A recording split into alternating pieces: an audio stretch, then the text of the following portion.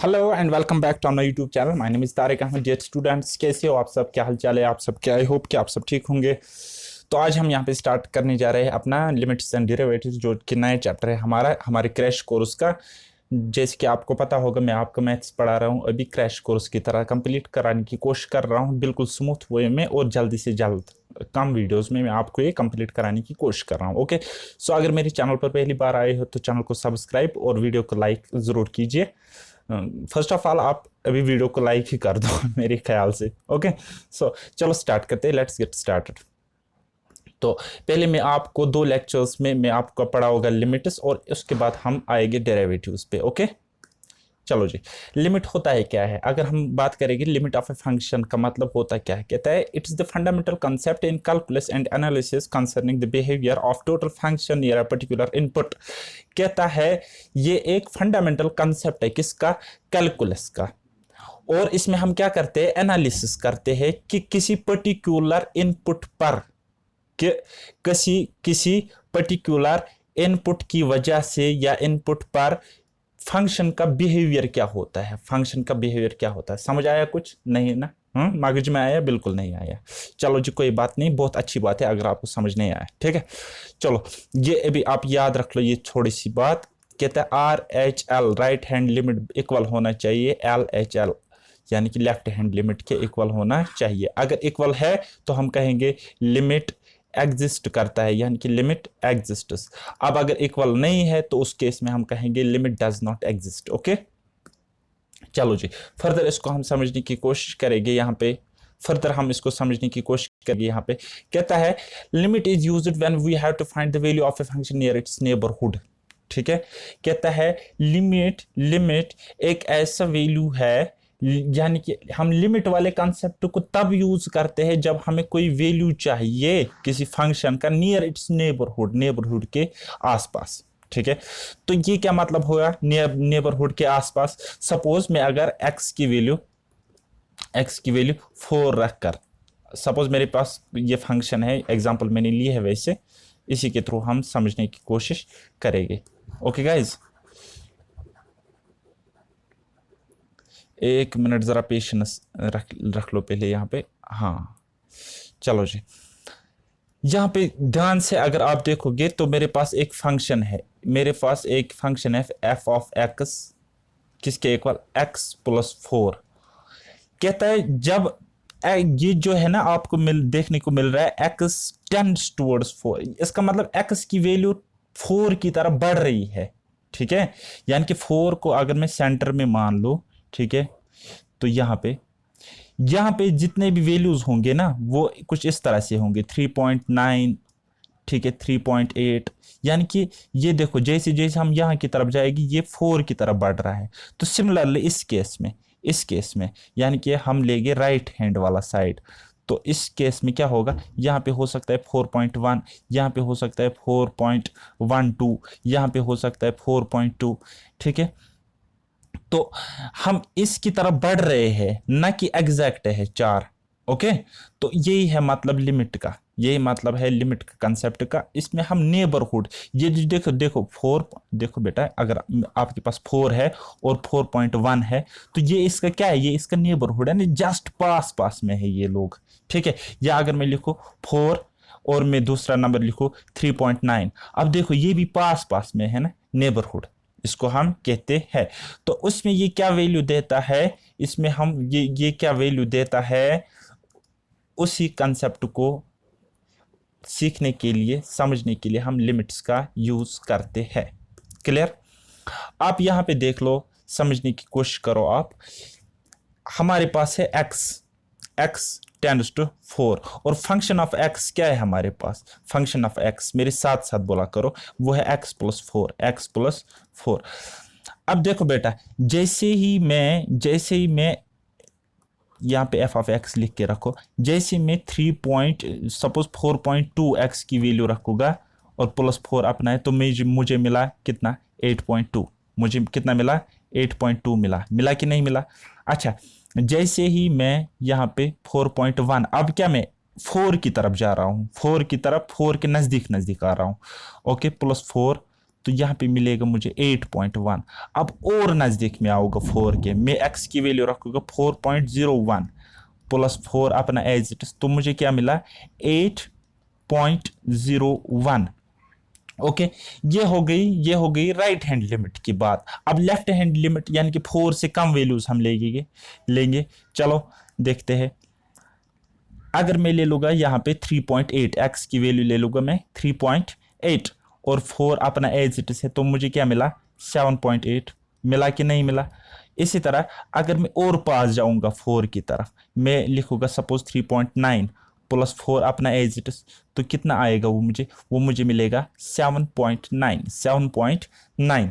Okay, तो उसके बाद अगर मैं क्या और नज़दीक जा सकता हूँ? हाँ बिल्कुल जा सकता हूँ। 3.99 4 के और करीब में जा रहा हूँ। ओके, तो वो मुझे मिल जाएगा 7.99।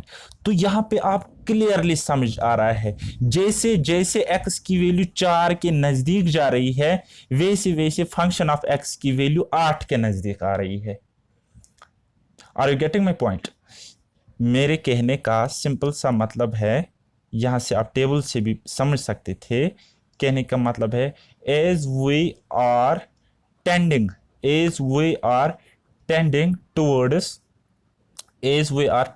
towards 4, जो हमें फंक्शन ऑफ x की वैल्यू निकलती है वो क्या मिलती है? क्लोजर टू 8, वो 8 के नज़दीक हमें मिल रही है। यहाँ पे आप बेटर अंडरस्टैंड कर सकते हो यहाँ से। ओके, तो क्वेश्चन कि हम अगर बात करेंगे, ये देखो बेटा, इसको समझने की कोशिश करो। यहाँ पे ये है x से कम वैल्यू, ये है x 0 से ज्यादा, यहाँ पे x 0 कम, यानी कि 0 बीच में है और यहाँ से कम, यहाँ से ज्यादा, यानी कि ये नेबरहुड की वैल्यूज ले रहा है यहाँ पे। ओके, फर्दर मैं आपको ग्राफिकली समझा सकता था, लेकिन that is waste of time.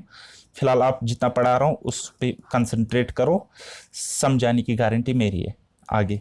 Okay, तो चलो जी। अच्छा, इसको हम डायरेक्ट सब्स्टिट्यूशन मेथड से बना सकते हैं, बिल्कुल बना सकते हैं। तो ज़रा आप डायरेक्ट पुट करो x 0 के इक्वल, तो हमारे पास एक है फंक्शन ऑफ x, हमारे पास एक है 2x + 3, 2 × x + 3, यानी कि इसका मतलब है 2 × x यानी कि 2 × 0 + 3, तो वो मुझे मिल जाएगा 3। मिला? दूसरी फंक्शन हमारे पास है, अगर हम कहाँ दूसरे साइड से लेंगे, दूसरे नेबरहुड में लेंगे, तो वो है हमारे पास 3 × x + 1, तो वो मुझे क्या मिल जाएगा? यानी कि 3 × x + 1 यानी कि 0 + 1 यानी कि 1 ही आ जाएगा, तो वो भी मुझे मिला 3। तो आप देखो, समझने की कोशिश करो। आप फिर से मैं यहाँ पे आपको समझाऊंगा। ये था आपका 0 बीच में। ओके, तो यहाँ से वैल्यू 0 से कम थे, यहाँ से वैल्यू 0 से ज़्यादा थे। ठीक है, तो ये हमारा था लेफ्ट हैंड लिमिट और ये था हमारा राइट हैंड लिमिट। तो हमारा लेफ्ट हैंड लिमिट भी 3 के नज़दीक जाता हुआ नज़र आया और राइट हैंड लिमिट भी 3 के नज़दीक जाता हुआ हमें नज़र आया। तो इसका मतलब है सिंपल सा, हम कह सकते हैं left hand limit equal to right hand limit. और जब ये कंडीशन आपको मिल जाए ना, तो आप क्या कह सकते हो? लिमिट एग्जिस्ट करता है, लिमिट एग्जिस्ट्स।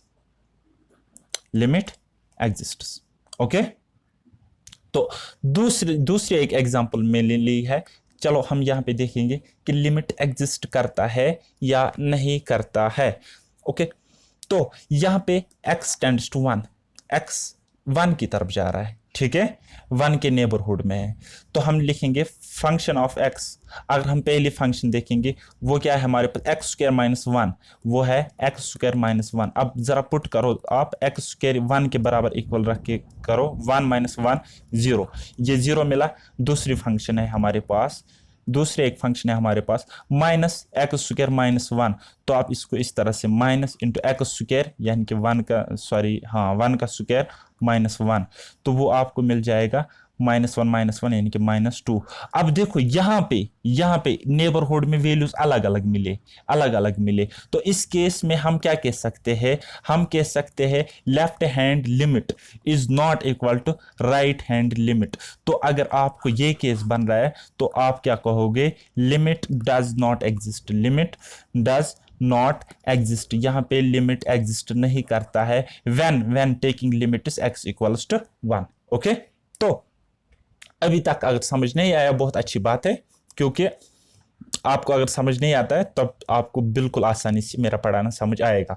अगर आप कहीं और से पढ़े हो फिर आपको मेरा पढ़ाना बहुत मुश्किल है, जल्दी से समझ जाना, जल्दी से क्लिक करना। ओके, क्योंकि मैंने पहले ही आपको बताया था कि मैं आपको ऐसे अप्रोच बताऊंगा, होगा तो मैथ्स ही, लेकिन थिंक विदाउट इंक वाला approach, think without ink, think without ink, क्योंकि मुझे पता है एग्जाम में क्या होता है, 10-10 मिनट क्या, आपको अगर जीके का भी पेपर देना होगा तब भी आपको टाइम का पता नहीं चलता है। आप वो क्या, हर किसी के साथ ऐसा होता है। और ये तो वैसे मैथ्स है, इसमें फिर अगर आप उन मेथड्स से जाओगे, मैथ्स को मैथ्स की तरह लिखने बैठोगे, वहाँ पे therefore hence equal to sign लगाने बैठोगे तो 10-10 मिनट तक क्वेश्चन में फंस जाओगे, और उतना तो रफ पेज भी आपको वहाँ पे अवेलेबल नहीं होगा। ओके, तो अगर हम मेथड्स की बात करेंगे, यहाँ पे कुछ मेथड्स है जाने पहचाने से। अगर आप मैथ्स के स्टूडेंट्स हो तो, अगर नहीं भी हो फिर भी आपने मैट्रिक में देखा होगा, डायरेक्ट सब्स्टिट्यूशन किसको कहते हैं, फैक्टराइजेशन किसको कहते हैं, एंड रेशनलाइजेशन किसको कहते हैं। ये जो दो तरीके, ये मैं आपको लास्ट में पढ़ा होगा, फिलहाल हम ये 3 सीख लेंगे। ओके, एक होता है by direct substitution, factorisation and rationalisation. और जो ये एल हॉस्पिटल रूल है ना, इसमें डेरिवेटिव आपको फाइंड आउट करना होता है। तो मैं आपको पहले डेरिवेटिव निकालना सिखाऊंगा और उसके बाद में आपको ये लिमिट निकालना सिखाऊंगा कि किस तरह से जल्दी हम निकाल सकते हैं। Okay, so think without ink approach याद रखो, जैसे जैसे मैं लिखता हूँ वैसे वैसे आपको एग्जाम में लिखना है। आपको बिल्कुल वो मैथ्स वाली वो ग्लोबल लैंग्वेज की तरह से आपको नहीं लिखना है, आपको वहां पे लिखने को मार्क्स नहीं है, बल्कि आपको करेक्ट आंसर को टिक करने के मार्क्स है। ओके, सो ये बात दिमाग में फिक्स रखो। ओके, चलो जी, सब्स्टिट्यूशन मेथड आप लगाओगे क्या? अब आपको कैसे पता चलेगा कि सब्स्टिट्यूशन मेथड से क्वेश्चन सॉल्व होगा? जब आपके पास इनडिटरमिनेट फॉर्म नहीं बनती होगी, याद रखना, इनडिटरमिनेट फॉर्म आपके पास नहीं बनती होगी। अगर इनडिटरमिनेट फॉर्म आपको बनती है ना, ठीक है, उस केस में आप सब्स्टिट्यूशन नहीं लगा पाओगे। ठीक है, फॉर एग्जाम्पल अगर आपके पास कोई फ्रैक्शन है x/y, यहां पे y की एक 0 के इक्वल वैल्यू नहीं होनी चाहिए। अगर y आपको 0 मिला ना, वो तो हो गई ना अनडिफाइंड फॉर्म, उसी को तो इनडिटरमिनेट फॉर्म कहते हैं। ठीक है, उसी को तो इनडिटरमिनेट फॉर्म मिलते हैं, यानी कि डिनोमिनेटर को 0 होने से बचाना है। बात आई समझ? डिनोमिनेटर को 0 के इक्वल होने से बचाना है। अगर आपको क्वेश्चन में दिख रहा है कि डायरेक्ट सब्स्टिट्यूशन से आपको डिनोमिनेटर 0 के इक्वल नहीं मिलता है, तो आप सब्स्टिट्यूशन से क्वेश्चन को 3-5 सेकंड में उड़ा सकते हो। ठीक है, कैसे? बिल्कुल ऐसे, हाँ, ये वाला क्वेश्चन ले लो। ठीक है, तो अब आपने अगर किसी से पढ़ा होगा तो वो बोलेगी लिमिट तो वैसे इस तरह भी लिखते हैं ना, है? तो वो आपको कहेगा पहले बेटा इस तरह से लिखो, बाय सब्स्टिट्यूशन या बाय डायरेक्ट सब्स्टिट्यूशन। ओके, इतना लिखेगा, ये देखो, बाय डायरेक्ट सब्स्टिट्यूशन। उसके बाद बोलेगा taking limits x equal to 1। फिर आपको कहेगा, अब आपके पास फंक्शन ऑफ x है, क्या है? 3x² plus 4x plus 5। अब आपने लिमिट लिया है ना 1, तो अब आप पुट करो बेटा, वो बन जाएगा आपको 3 × 1 का स्क्वायर प्लस 4 × 1 प्लस 5।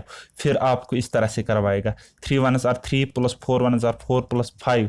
फिर आपको बोलेगा 12, आपको आंसर निकला। ठीक है, यानी कि आपका आपका जो आंसर निकला वो निकला 12 when taking limit x equals to 1। जब आपने x को 1 के इक्वल लिया तो आपका आंसर मिला 12। यानी कि कहने का मतलब है x के नेबरहुड में अगर आप कोई वैल्यू ले लोगे ना, तो फंक्शन का वैल्यू आपको 12 के नेबरहुड में मिलेगा। ठीक है, ये हो गया मैथ्स वाला अप्रोच।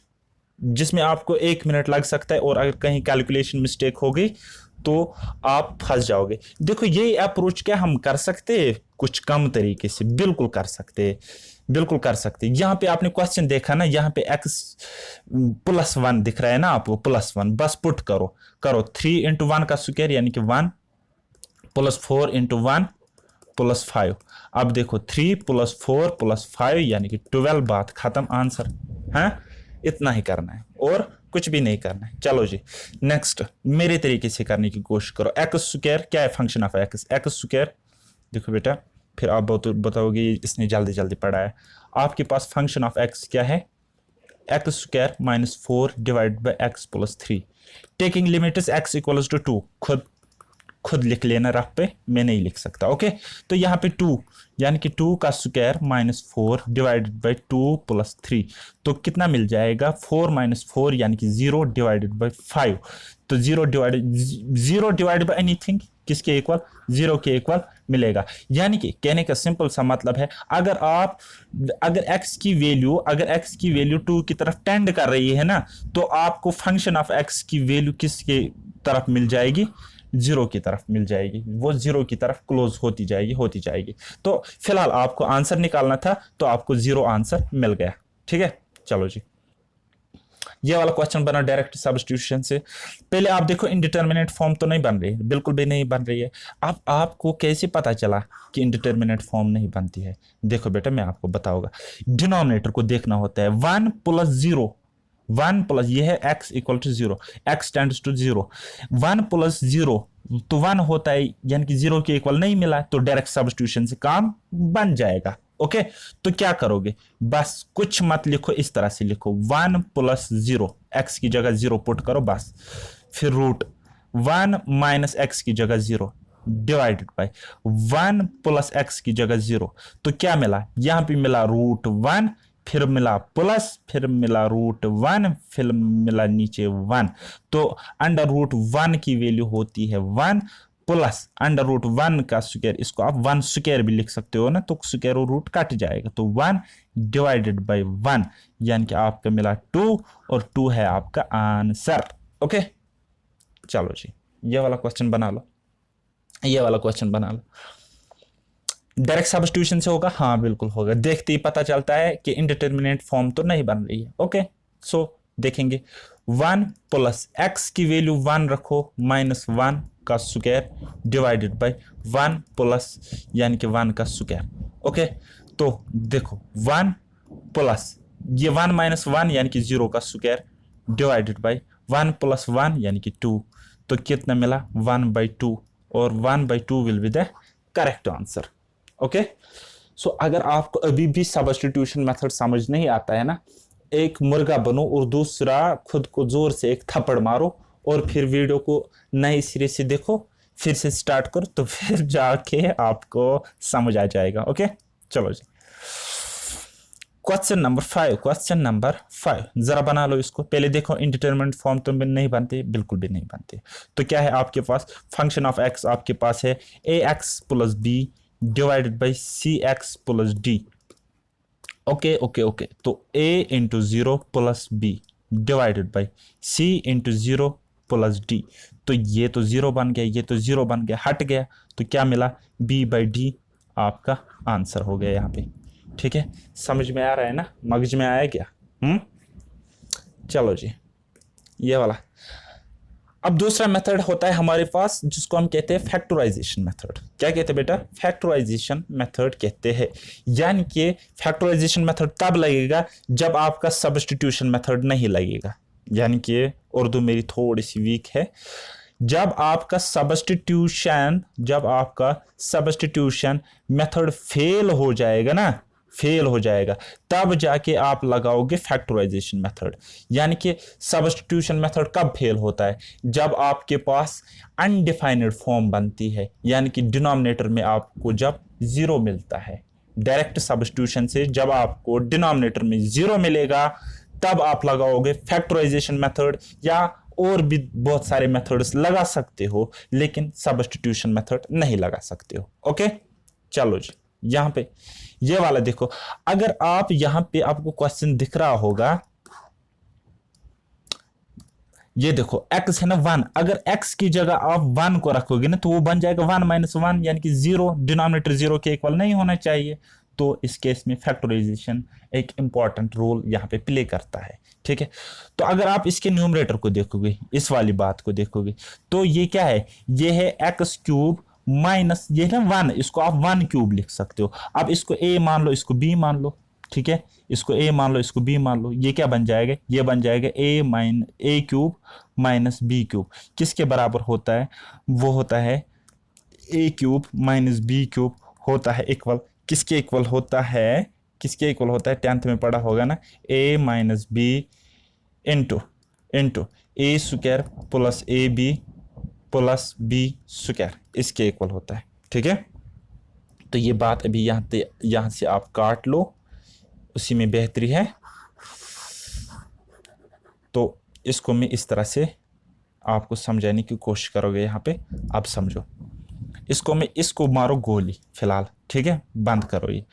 इसको मैं लिख सकता हूँ x cube minus 1 cube divided by x minus 1।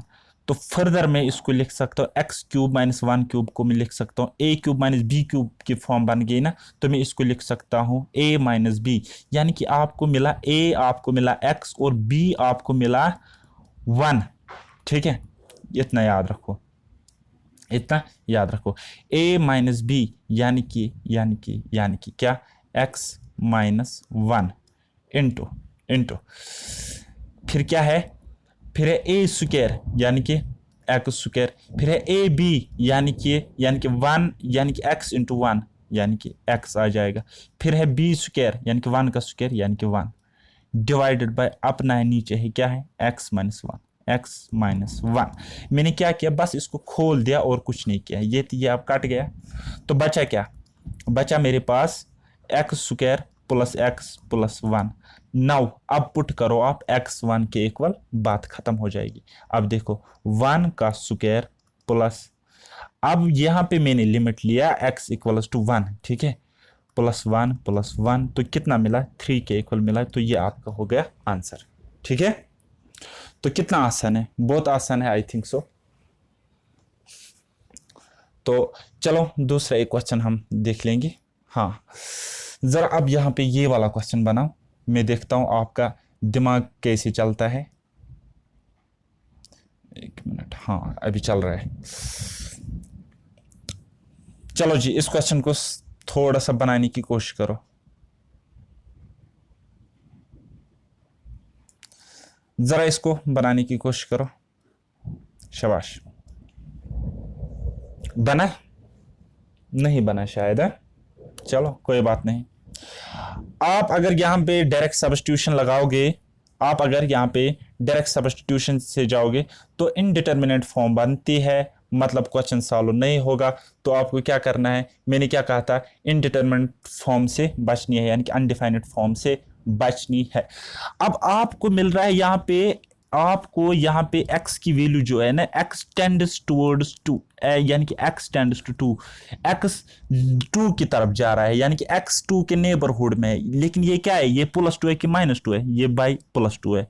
तो जो आपको ऊपर फंक्शन मिल रही है ना, ये है क्वाड्रेटिक फंक्शन, है ना, क्वाड्रेटिक है ना, डिग्री 2 है। तो यानी कि इसके 2 फैक्टर्स होंगे, लेकिन 2 में से एक फैक्टर तो पक्का x -2 होगा, यानी कि x -2 एक पक्का एक फैक्टर होगा ही होगा। तो दूसरा फैक्टर आपको निकालना है, तो वो कैसे निकालोगे, बस डिवाइड करो एक्स स्क्वायर -5x प्लस 6, इसको डिवाइड करो x -2 से, बात बन जाएगी, है ना। तो देखो x इंटू एक्स क्या होता है, एक्स स्क्वायर माइनस प्लस यानी कि -2 इंटू एक्स यानी कि 2x, ठीक है। अब यहाँ निशानी चेंज, ये तो ये कट गया, तो कितना बचा, यहाँ पे बचा -3x प्लस 6। अब देखो x इंटू -3 कितना हुआ, -3x, ओके, प्लस यानी कि माइनस माइनस प्लस 2 3 जार 6। अब देखो ये तो ये काटा, ये तो ये काटा 0, यानी कि एक और फैक्टर आपको ये वाला मिला, ये वाला मिल गया, ठीक है। तो आपको 2 फैक्टर्स मिल गए, यानी कि आपको पता चला कि इन दो को जब मल्टीप्लाई किया तो हमें इस पूरे फंक्शन का मिला न्यूमरेटर। तो हम लिख सकते हैं, समझने की कोशिश करो। जो आपके पास फंक्शन थी ना, वो थी x square minus 5x plus 6 divided by x square minus 4, ये है ना। तो हम इसको इस तरह से लिख सकते हैं, फंक्शन ऑफ एक्स क्या, हम इसको लिख सकते हैं x minus 2 into x minus 3, ये जो हमने फाइंड आउट किए ना जल्दी जल्दी। और इसको हम नीचे लिख सकते हैं एक्स स्क्वायर माइनस 4 भी स्क्वायर होता है ना, किसका होता है, 2 का स्क्वायर, ठीक है, यानी कि 2 का स्क्वायर, ठीक है। अब आपको यहाँ पे दिख रहा है ए स्क्वायर माइनस बी स्क्वायर। अब आपको मैंने बताया था ए स्क्वायर माइनस बी स्क्वायर किसके इक्वल होता है, वो होता है इक्वल, किसके इक्वल होता है, वो इक्वल होता है ए प्लस बी इंटू ए माइनस बी, ठीक है। यानी कि आप लिख सकते हो x minus 2 into x plus 2, ठीक है। अब देखो ये तो ये कट गया, ये तो ये कट गया, तो बचा क्या, एक्स माइनस 3 एक्स प्लस 2। अब यहाँ पे ये तो आपको मैं मैथ्स वाला फंडा भी दिखा रहा हूं। नाउ टेकिंग लिमिट्स क्या, एक्स इक्वल टू किसके बराबर था, हमें 2 के इक्वल, ठीक है। तो क्या आ जाएगा x माइनस 3 यानी कि 2 minus 3 divided by 2 minus 3 divided by 2 plus 2 x की जगह 2 रखना है ना, तो क्या आ जाएगा, वो आ जाएगा -1 डिवाइडेड बाई 4। ये आपका आंसर हो जाएगा। ये फैक्टराइजेशन मेथड थोड़ा सा लेंथी हो सकता है, बट बिलीव मी जब आप इसकी प्रैक्टिस करोगे ना तो कुछ भी मुश्किल नहीं लगेगा। अच्छा, दो फार्मूलाज आप याद रखो, दो फार्मूलाज आप यहाँ पे याद रखो, मार्क करके रखो, ठीक है। a minus B into A plus B आपको होता है बराबर किसके बराबर, A square minus B square, इसका रिवर्स भी ट्रू है, ठीक है। और A cube minus B cube होता है बराबर किसके बराबर होता है, ए minus B into A square plus A B plus B square. अभी आपको दिख रहा होगा ये एक्चुअली यहाँ से यहाँ नहीं लिखता, ये देखो पूरी स्क्रीन पे ही नहीं लिख पाता, ठीक है। तो ये दो फार्मूलाज आप याद रख लो, काफ़ी है, ओके। चलो जी, अब एक और क्वेश्चन आपको आ सकता है जिसमें आप रूट में फंस सकते हो, ठीक है। तो रूट वाले क्वेश्चन जब भी आपको दिखेंगे ना, जब भी आपको रूट वाले क्वेश्चन दिखे ना, रूट इस तरह से होता है ना, तो आप वो वाले क्वेश्चन किससे करोगे, रेशनलाइजेशन मेथड से वो क्वेश्चन आप उड़ा दोगे, ठीक है। किस तरह मैं दिखाता हूँ, ये ले लो एग्जाम्पल, पहली एग्जाम्पल क्या है, आपके पास जो फंक्शन है वो कुछ इस तरह से है, 2 plus x under root 2 plus x minus under root 2 या स्क्वायर रूट 2 भी पढ़ो ये भी। अब आपको क्या करना है, रेशनलाइज जब करना होगा ना, तो ये देखो रूट वाली फंक्शन जो आपको दिख रही है ना, इसके कंजुगेट से ऊपर नीचे मल्टीप्लाई। कंजुगेट क्या होता है मैं आपको बताऊंगा, देखो बेटा ये एज इट इज लिखो, रूट 2 प्लस एक्स लिखा, यहाँ माइनस है ना तो यहाँ पे प्लस डालो बस, तो रूट 2 डिवाइडेड बाई, अब इसी से नीचे मल्टीप्लाई, इसी से आप नीचे मल्टीप्लाई यानी कि 2 प्लस एक्स प्लस रूट 2, ठीक है। तो यहाँ पे जब आप इसको सॉल्व करोगे, जब आप इस क्वेश्चन को सॉल्व करोगे, चलो मैं ही करके देता हूँ, इसको आप ए मान लो, इसको बी मान लो, इसको ए मान लो, इसको बी मान लो, तो आपको क्या दिख रहा है, ए माइनस बी इंटू ए प्लस बी। तो ये आप लिख सकते हो इसको a square minus B square, यानी कि root under root 2 plus x का स्क्वायर माइनस बी स्क्वायर यानी कि रूट 2 का स्क्वायर। और डिवाइड में क्या आ जाएगा, डिवाइड में अपना क्या है, एक्स इंटू इसके साथ मल्टीप्लाई यानी कि under root 2 plus x, okay, plus under root 2, ये है, हाँ भाई इतना। अब आगे फर्दर सॉल्व करो जरा, तो ये कट गया, ये रूट स्क्वायर कट गया, तो क्या बचा क्या, 2 plus x minus 2 divided by नीचे क्या बचा, एक्स इंटू ये क्या है, under root 2 plus x plus root 2, है ना।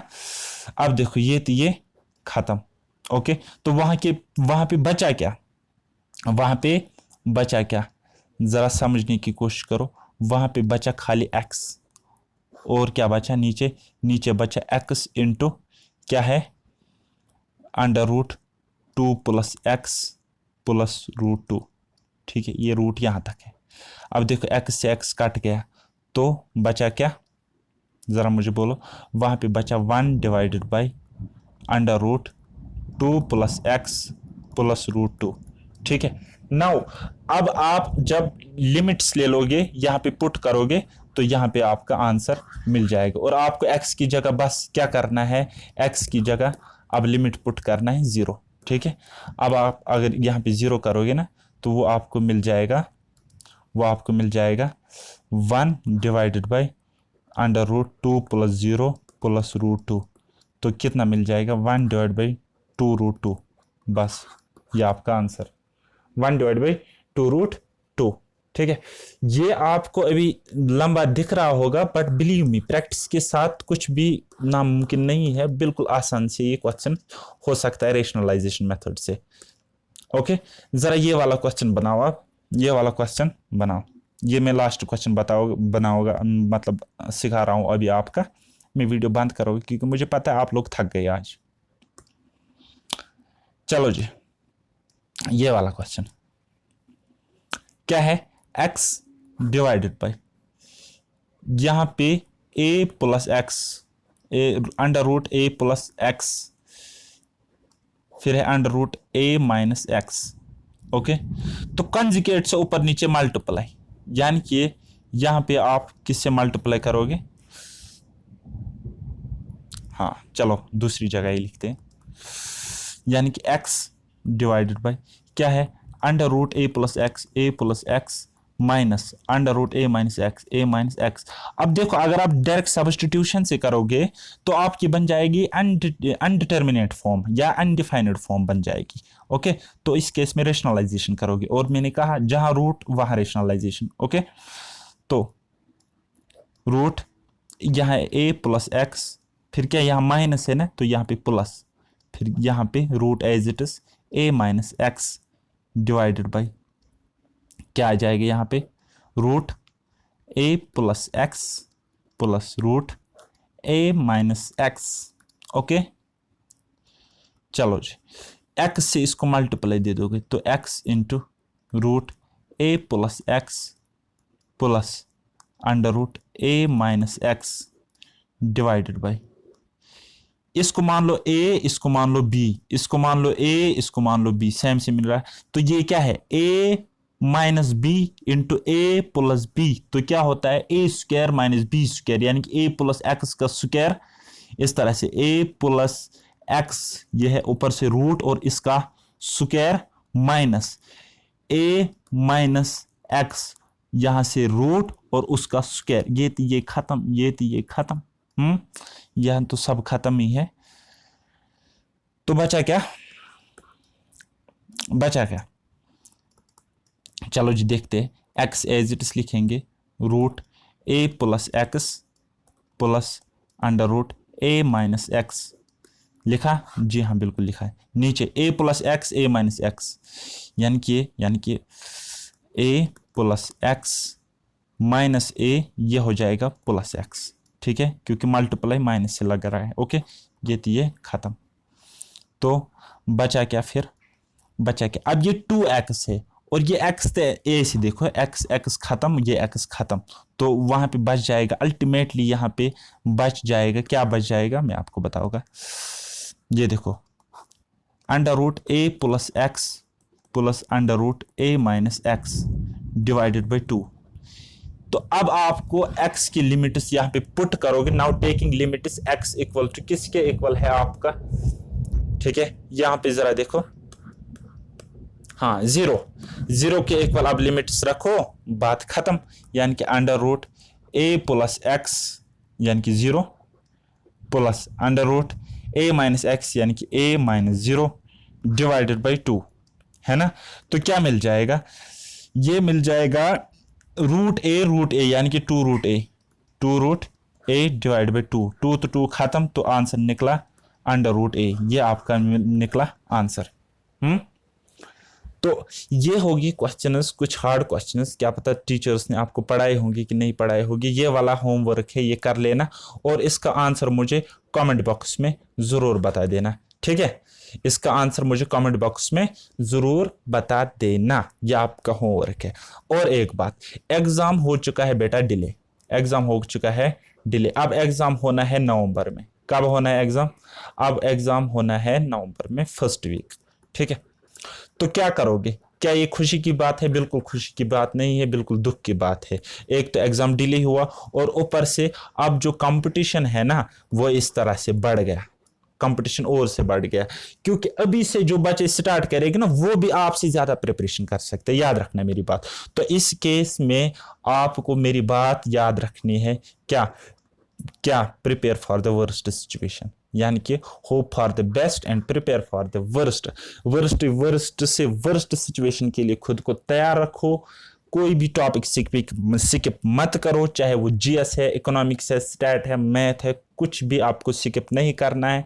हर एक कंसेप्ट को स्किप आप सॉरी मैं क्या बता रहा हूँ, हर एक कंसेप्ट को आप डिटेल्ड वे में समझो, डिटेल्ड वे में एक एक कंसेप्ट को आप समझने की कोशिश करो। समझो, समझना नामुमकिन नहीं है। एक टीचर से समझ नहीं आता दूसरे से पढ़ लो, दूसरे से समझ नहीं आता तीसरे से पढ़ लो, वरना मैं तो आपको कहता ही हूँ कि मैं आपके साथ हूँ। अगर आपको कहीं पर भी कोई भी प्रॉब्लम हो तो मुझसे आप शेयर करो, लेकिन आप नहीं करते वो आपकी अपनी प्रॉब्लम है। ओके, तो अभी से मेहनत करते रहो, बस रुकना नहीं है, झुकना नहीं है, आगे बढ़ते रहना है। सो बाय बाय, टेक केयर, अल्लाह हाफिज़, मेहनत करते रहिए।